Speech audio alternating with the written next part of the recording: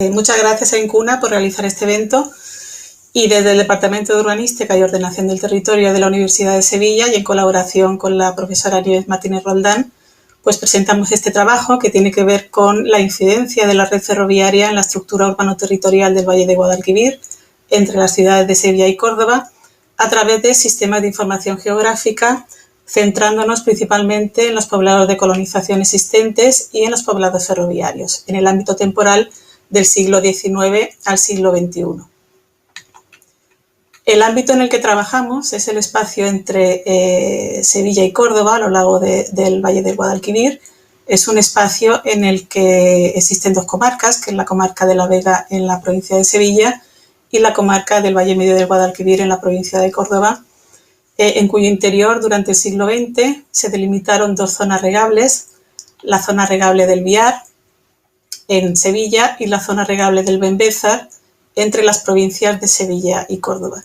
En su interior se dispusieron 12 poblados de colonización en la margen derecha del Guadalquivir, de apoyo a la agricultura intensiva de regadío, y durante el siglo XIX, es decir, previamente a la instalación de estos poblados de colonización, se originaron dos poblados ferroviarios justo en el espacio existente entre las dos zonas regables.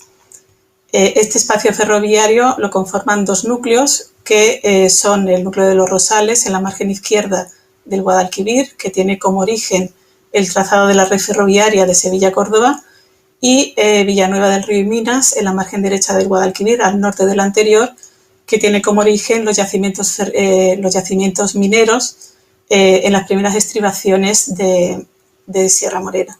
Como se observa en la diapositiva, aunque la comarca de la Vega de Guadalquivir es bastante más pequeña, pues tiene prácticamente el doble de población que la comarca del Valle Medio de Guadalquivir de Córdoba. Si hacemos un zoom en el ámbito que estamos estudiando, vemos que una de las características principales es la linealidad de las infraestructuras. La primera que surge es la vía Augusta, en época romana, que une los conventos jurídicos de la Bética y se consolida con la organización del Estado en el año 1833. Posteriormente, como alternativa, surge el camino de Sevilla a Córdoba durante los siglos V y VI y funciona inicialmente como camino de sirga, de apoyo al transporte fluvial. Se consolida en el año 1917, se unifica en el año 1980 gracias al Plan General de Carreteras de la Junta y se disgrega en 5 tramos en el año 1985, que es como está en la actualidad. No es hasta el siglo XIX cuando se crea la gran infraestructura ferroviaria, que es la línea convencional que une Sevilla con Córdoba, eje estructurante que va a tener 12 estaciones. La mitad de ellas desde Córdoba hasta Lora del Río por la margen derecha de Guadalquivir y la otra mitad desde Badajoz hasta Sevilla por la margen izquierda del Guadalquivir. Este gran eje estructurante va a ser fundamental porque garantizará la especialización agrícola de la zona de Vega de Guadalquivir, además de garantizar las exportaciones. La línea de alta velocidad surge con la exposición del 92 y prácticamente es paralela a la línea convencional de Sevilla a Córdoba.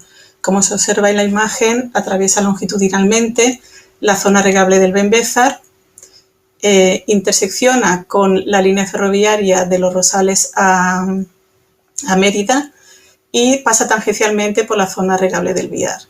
Esta línea ferroviaria de alta velocidad tiene una función principal de transporte de viajeros y tiene poca relación con la escala local, no así la línea convencional, que tiene un trazado mucho más orgánico, ¿no? Y más adaptado a lo que es el río Guadalquivir.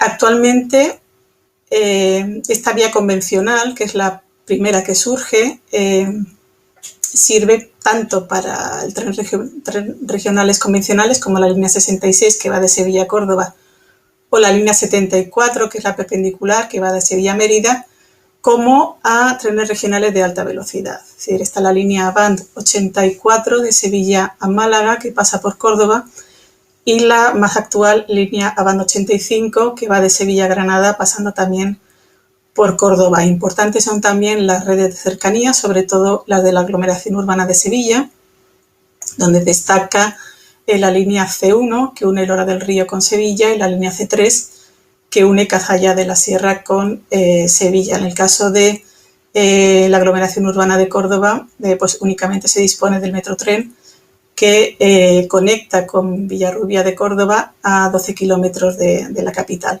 Hemos hecho un análisis de la accesibilidad con sistemas de información geográfica. De ahí obtenemos este plano, ¿no?, en el que se observa cómo la accesibilidad es buena.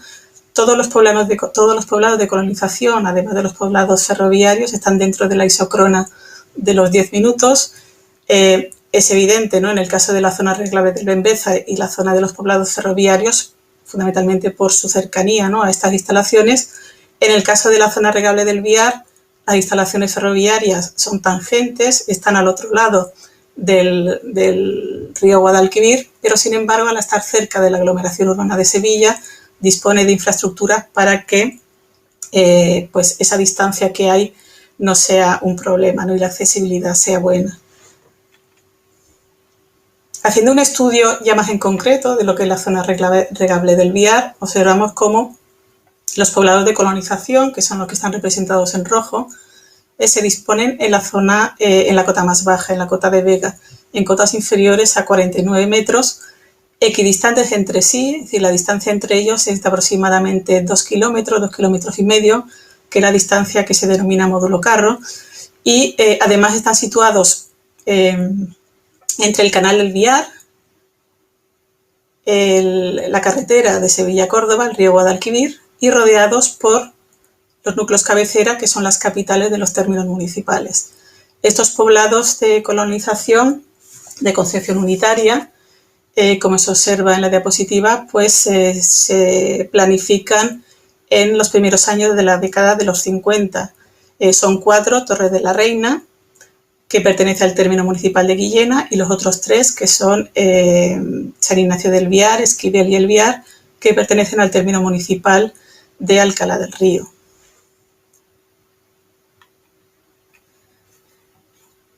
Hemos hecho un análisis también a través de ortofotos antiguas y observamos, además de un análisis de población, y observamos cómo durante estos últimos 20 años el crecimiento ha sido positivo, ¿no?, en todos los poblados de colonización de la zona regable del Viar.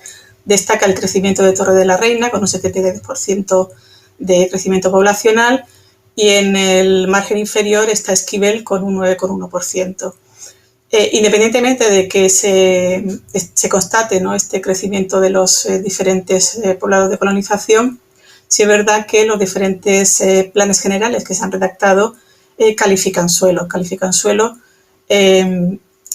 exclusivamente para el núcleo de San Ignacio del Viar, que es este que vemos aquí, en el que califica suelo residencial al norte y suelo industrial al oeste, y el caso de Esquivel que califica también suelo industrial. En este caso, en estos poblados de colonización, su crecimiento no ha sido interrumpido por las líneas ferroviarias debido a que discurren por el otro margen del río Guadalquivir. Sí es verdad que antiguamente existía una línea, que era la línea de Minas de Cala hasta San Juan de Alfarache, que estuvo en activo desde el año 1906 hasta el año 1955 y que actualmente está desmontado. En cuanto a la zona regable del Benbézar, la situación es algo diferente. Aquí tenemos 8 poblados de colonización en cotas algo más altas, entre la cota 50 y la cota 99. Se sitúan al norte de los núcleos cabecera y entre el canal del Benbézar, que es este que vemos aquí, y la carretera de Sevilla a Córdoba. En este caso sí hay problemas con el crecimiento de algunos de estos poblados de colonización, porque algunos de ellos están ubicados justo en medio de las 2 líneas ferroviarias, de la línea convencional y la línea de alta velocidad, ¿no? Aquí sí podemos observar cómo existen distintos apeaderos y distintas estaciones, evidentemente mucho más numerosas, ¿no?, en lo que es la línea convencional que la línea de alta velocidad. De los 8 poblados de colonización en esta zona regable, únicamente tienen un crecimiento positivo Setefilla y Vega de Almenara. Es decir, si pasamos a la siguiente diapositiva vemos cómo Setefilla ha tenido un crecimiento poblacional del 28,8%, Vega de Almenara un 10%, mientras que el resto tienen un crecimiento negativo, provocado sobre todo por esos problemas de crecimiento condicionados por las infraestructuras, ¿no? El caso de La Vereda, aunque aquí sale con un porcentaje positivo, realmente es un poblado que se abandonó en los años 80, pero que actualmente es segunda residencia de vecinos de Peñaflor, que es uno de los núcleos cabecera. Aunque el crecimiento poblacional es negativo, observamos cómo los planes generales que se han redactado sí califican suelo. En el caso de Setefilla, suelo residencial al norte del núcleo, entre un canal y el núcleo en sí. En el caso del Priorato, se reserva suelo industrial entre la línea de alta velocidad y el propio núcleo, reservando también grandes cantidades de suelo, sobre todo en la unión entre el núcleo y la estación. En Céspedes también tenemos crecimiento residencial, ambos lados del núcleo y una reserva de suelo, al igual que en Mesa de Guadalhora y en Ribero de Posadas, ¿no? Donde hay un crecimiento residencial entre la vía de acceso al núcleo de población y el propio núcleo de población. Respecto a los poblados ferroviarios, observamos que Villanueva del Río y Minas, que está situada al norte, ha tenido un decrecimiento poblacional importante a finales del siglo XX, fundamentalmente, en torno al menos 63%, debido a la falta de infraestructuras y a la falta de nuevas actividades económicas. Y es verdad que en la actualidad se está revalorizando muchísimo su patrimonio como consecuencia de la creación del Laboratorio de Investigación del Patrimonio Industrial, en el que colabora la Universidad de Sevilla. El caso de Los Rosales, que está al sur del Guadalquivir, es un caso diferente. En este caso sí ha experimentado un crecimiento exponencial en la última década del siglo XX, ¿no? Como consecuencia de su cercanía o su relación con Sevilla y sobre todo debido a la gran cantidad de infraestructura de industria agroalimentaria que se ha ubicado en la zona. El crecimiento fue de un 177% en el siglo XX y en la actualidad tiene un crecimiento de un 15,3%, como se observa en la tabla, ¿no? Ambos núcleos califican suelo, tanto residencial como industrial, destacando el caso de Los Rosales, que deja dos grandes reservas de suelo a ambos lados del núcleo. Para finalizar, en cuanto a las conclusiones, desde el punto de vista urbano-territorial, es de destacar que este espacio es un gran corredor natural de comunicación, con dos grandes centros regionales en sus extremos y un sistema de ciudades medias en su interior. Tiene un paisaje contemporáneo de regadío que contrasta con el paisaje de campiña y el paisaje de sierra y se caracteriza por la linealidad de sus infraestructuras, que condicionan la transversalidad desde el punto de vista funcional y paisajístico. No hay una falta, por ello, de entendimiento del territorio y, además, una dispersión del patrimonio y una falta de accesibilidad al mismo. Como estrategias, pues es necesaria una perspectiva territorial como un fundamento para la revalorización del territorio, en el que haya una interacción entre el patrimonio y las infraestructuras desde la base de parámetros de paisaje cultural y sostenibilidad. Es necesario revalorizar y aprovechar el ferrocarril, al igual que los espacios residuales generados en sus bordes, ya que pueden ser posibles áreas de oportunidad en las que realizar intervenciones de carácter paisajístico. Es necesario también que exista una homogeneidad de la carretera de Córdoba-Sevilla para su percepción como itinerario histórico, repensar también el concepto de intermodalidad adaptado a estos pequeños núcleos de población, al igual que establecer propuestas de movilidad que enlacen estos núcleos existentes. Respecto al sistema ferroviario, queda claro que hay dos modalidades de redes. Por una parte, la red convencional, adaptada al trazado fluvial, y la de alta velocidad, que no tiene relación con la escala local, ¿no? Y además estas modalidades no son complementarias, ¿no?